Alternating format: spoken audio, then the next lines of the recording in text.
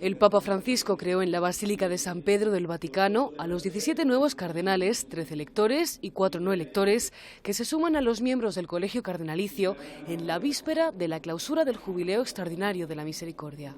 Entre ellos se encuentra el arzobispo de Madrid, Carlos Osoro, el de Chicago, Blaise J. Cupich, o el nuncio apostólico en Siria, el italiano Mario Zenari.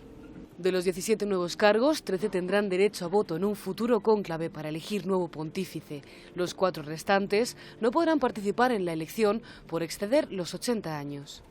Este es el tercer consistorio del Papa Francisco desde el inicio de su pontificado en marzo de 2013 y en esta ocasión ha elegido designar con la púrpura a cardenales procedentes de 11 países de los 5 continentes en un gesto que relaciona con la universalidad de la Iglesia.